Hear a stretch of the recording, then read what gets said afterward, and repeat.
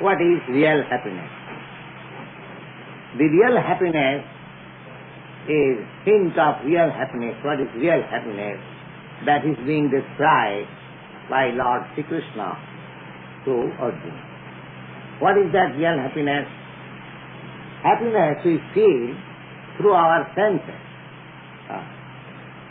Because material, dead stone, has no sense. Therefore, dead stone cannot feel happiness or distress. Now this consciousness, the developed consciousness, feels happiness and distress more than undeveloped consciousness. Just like the trees. The trees, they have got also consciousness, but it is not developed consciousness. Therefore, the trees are standing on the road or any path, but they have no sense of feeling the misery. Now suppose a human being is asked to stand like the tree, at least for 3 days, or it will be impossible for him, because he cannot tolerate such kind of misery. So, the conclusion is that every living entity feels the pleasure and happiness according to the developed consciousness of his being. Similarly, the happiness which we are feeling now in the material mixture, that is not real happiness. That is not real happiness. If you ask the tree, are you feeling happy? The tree will say, yes, I am feeling happy standing here, the whole year, and the wind and snowfall I am enjoying very much. You see. So, that sort of happiness the tree may enjoy. But you as human beings, you will say, this is the standard of its enjoyment. So, similarly, there are different kinds and different grades of living entities. Their standard of feeling happiness and miseries are also different grades. In the animal kingdom, there are no sense. One animal is being slaughtered, the other animal is seeing. Because he has no knowledge, the next turn he is being slaughtered, but he is chewing some grass. He is happy. He is thinking that I am happy. Next moment it will be slaughtered, but he does not know. So these are all different grades of happiness. But the highest standard of happiness is described here. Sukham atantikam jat tad buddhi grahyam atindriyam. Buddhi grahyam atindriyam. Buddhi means intelligence. One has to be intelligent. If you want to enjoy life, then you must be intelligent. That's like the animals. They are not intelligent enough. Therefore, they cannot enjoy life as a human being can. Standard. So here in the Bhagavad Gita also it is said that buddhi grahyam atindriya. Atindriya. Now, just take the example of a dead man. The senses, the hands, the nose, the sense organs and everything is there. But now he cannot enjoy. The dead body, he cannot enjoy. Why? This requires intelligence. Why the dead body cannot enjoy? What is the difference? The body is lying there. The hands and the nose and the legs and the eyes and all other sense organs are there. But why the dead body cannot enjoy? That requires intelligence. That means that the enjoying energy, the spiritual spark, that has gone away. Therefore, it has no power to enjoy. Then, if you make advance further with intelligence, then you will understand that actually the body was not enjoying, but that little spark, spiritual spark, that was enjoying. Not this body. This requires little intelligence. I am thinking that I am enjoying with my sense organs. But you are not enjoying. The real enjoyer is that small spiritual spark within you. That spiritual spark has got the potential of enjoyment, but that is not being manifested on account of being covered by this material tabernacle, and therefore this enjoyment is not possible. This requires little intelligence. Where is the enjoyment for the dead body? The dead body no more can enjoy. Suppose if a man is offered a dead body of a beautiful woman, will he accept? Or a woman is offered the dead body of a beautiful man, will she accept? No. Because that enjoying spark is moved now. So that requires intelligence. Who is enjoying? Who is enjoying? The enjoying spirit. The spirit is enjoying, not the spark. That requires intelligence.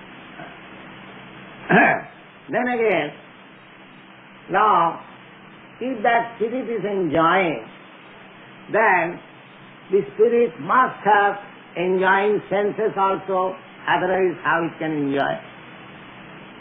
If you have no enjoying sense organ, then how you can enjoy? A branch cannot enjoy. Therefore it is accepted that the spirit soul, although it is very small atomic, we cannot measure. Several times I have repeated here that the measurement of the small, my infinitesimal spirit spark is just 1/10,000th part of the upper portion of your hair. It is so small, but that does not mean, just like we are incapable to measure something, we define that point has no length, no breadth, but actually it is not a fact. If you see a point with microscope, you will find the point has increased to 1 inch round, and it has got length and breadth. Similarly, we have no capacity to make a measurement of the soul, but there is measurement. And there are senses of that spiritual spark. There are. Without the spiritual spark, having the senses, how this body is grown. This body is just like dress. When you speak of dress, the dress is made according to your body. If you go to a tailor, the tailor will take measurement of your body and the dress will be supplied to you. Fit. Similarly, unless that spiritual spark has got body, how the dress of this material tabernacle has grown, this requires intelligence. Now the conclusion is that that spiritual spark is not impersonal. It is actually personal. The soul is actual personal. As God is actual personal, similarly, because we are part and parcel of the Supreme, therefore, if I am a person, then God must be personal. God is the Father of everyone. Now, if I am the Son, I have got personality, I have got individuality. How can you deny the individuality and personality of the Supreme Lord? So these things require intelligence. Intelligence. The sukham atantyam jasta buddhi graham atindriyam. Atindriyam. Atindriyam means you have to transcend these material senses. Then you can actually appreciate what is happiness. Just like the other day, I explained the happiness of the yogi. Ramante yogina anante satyanande chitatmani. Ramante yogina anante. The yogi, those who are transcendentalists, aspiring after spiritual life, they are called yogis. Bhakti yogi, jnana yogi, jnana yogi, there are so many departments of yogis. Now, they also enjoy. The whole process is to concentrate upon the Vishnu Murti, Vishnu form within the heart. And unless there is pleasure, there is no enjoyment. Wow, what is the use of controlling the senses and focusing the mind on the supreme, super soul within the heart? There is pleasure. And what sort of pleasure that is? That pleasure is ananta. Ananta means endless. Endless. Yogina, ramante, yogina, anante. Ananta means that pleasure is not endless. That pleasure, why it is not endless? Because Spirit is eternal and the Supreme Lord is eternal. Therefore, reciprocation of their loving exchanges, they are eternal. They are eternal. The living Spirit is eternal, the Lord is eternal, and their exchange of feelings, a loving feeling, that is also eternal. So one who is intelligent, they should refrain from this sensual enjoyment of this material body, which is flickering, which is not in essence, and should seek that enjoyment of spiritual life. That is called Rasalila. You have heard about Lord Krishna's Rasalila. That is not ordinary exchange of feelings of this material body. That is exchange of feelings of the spiritual body. So sukham atantyam jasta buddhigraham. One has to use his intelligence to understand what is real happiness. Foolish man cannot understand what is real happiness. Intelligence. So as soon as one becomes intelligent, the next slope will describe Deti jatra na chaivayam sitaschalati tattataha. One who does not know what is real happiness, they are seeking happiness in this material world. There is a nice story. A man, a friend, was advised by his friend that if you chew sugar cane, it is very nice, sweet. The friend who was advised to chew sugar cane, he had no experience. What is sugar cane? So he asked his friend, what is the sugar cane? The friend suggested, it is just like a bamboo log. So the foolish friend began to chew all kinds of bamboo logs. Now, how he can get the sweetness of the sugar cane? Similarly, we are trying to have happiness and pleasure, but we are trying to derive happiness, pleasure, eschewing this material body. So therefore there is no happiness, there is no pleasure. For the time being there may be a little feeling of pleasure, but that is not actual feeling. That is for temporary, just a slight focus of that lightning. That in the sky we find some lightning, but real lightning is beyond that. So, Beti jatra na chaivaram sitaschalati tattataha. because persons they do not know what is happiness, the Chitaschalati, Tattva, real happiness that deviated from real happiness. Jangalabdha chaparangalabhang mannati nadhikam tata. This real happiness, now we are trying to be posted or to be situated in that position of real happiness by practice of this Krishna consciousness. By Krishna consciousness, we shall gradually develop our intelligence, real intelligence. Then we shall naturally like to enjoy the spiritual happiness, and as we make progress and get taste of spiritual happiness, so proportionately we give up the taste of this material. Bhakti parishanubhava virakti annatra syat. Bhakti, this Krishna consciousness, is gradually developed in realizing, understanding the supreme absolute truth. Parishanubhava. Parishanubhava.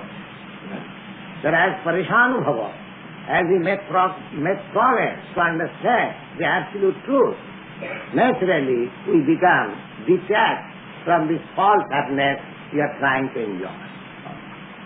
Bhakti parishanubhava virakti annatra. Now, here it is stated, Janglabdha chaparanglabhang mannati nadhikam tataha. If somebody somehow or other achieves or is promoted to that stage, then what is the result? The result is Janglabdha. By achieving such stage of transcendental state, chaparanglabhang mannati na. Other achievements, they become insignificant. Here, we are trying to achieve so many things. We are trying to achieve so many riches, strength, fame, and beauty, and knowledge. So many things we are trying, achievement. But as soon as you become properly situated in Krishna consciousness achievement, then you think, oh, no achievement is better than this achievement. Jangalabdha, chaparangalabham. Aparangalabham means other kinds of achievement. They will be considered as fig. It is so big, this Krishna consciousness, that one who understands and have a little taste, salpamopiyasya dharmasya trayati muhtuva, a little taste can save one from the greatest danger. And as he makes progress and has real taste, then he thinks that all other achievements are useless, nonsense, in comparison to Krishna. Janglabdha chaparanglabhang mannati nadhikam tata jasmin sito nadukhena gurunapi vicharlate. I am very glad to inform you a practical example. One of our students was put into very unfavorable condition, but he was not at all disturbed due to this Krishna consciousness. Practical. Confident. And we are also not disturbed. We thought, oh, Krishna is there. He will not be put into difficulty. He cannot be put into difficulty. So here it is said, Jasmin sito na dukkhena gurunapi vicharlate. If one is situated firm in Krishna consciousness, the greatest type of danger cannot disturb him. It is such a nice. Jasmin sito na dukkhena gurunapi. Guru means very heavy. Very heavy. Gurunapi dukkhena na vicharlate. He is not disturbed. He is not disturbed. Of course, it may be the story But I'm telling you of my practical life. In 1942, there was heavy bombing in Calcutta. Heavy bombing in Calcutta. By once or twice bombing, all the population vacated. Calcutta was a city of no man. But there were, of course, many people remained there. Those people who could not leave the city for some urgent or some other business. So, somehow or other, I had to remain in the city. And on the 12th December 1942, I remember, there was heavy bombing. But fortunately, with steadfastness, we saw that something fireworks is going on. Let us enjoy. Because we get glum like that. So many. So what can be done? There may be so many dangers in our life, because it is the place only full of danger. We do not know, because we are foolish. We are trying to adjust it. That is our foolishness. We should, just like in a railway carriage, you are being transported from one place. It is suppose it is crowded. So, instead of adjusting the crowd, better tolerate for a few hours and get down and go to your destination. Similarly, we may have many dangerous spots in this material life. But if we are preparing ourselves for going back to Krishna in Krishna consciousness, then these things should be not cared for. Let them happen. Agamapaina nityatang titikkhasya bharata. They come and go. Let them happen. The bombing was not for all the days. Let them take place for a few hours or few days. So you have to adjust like that. But it is very difficult to adjust.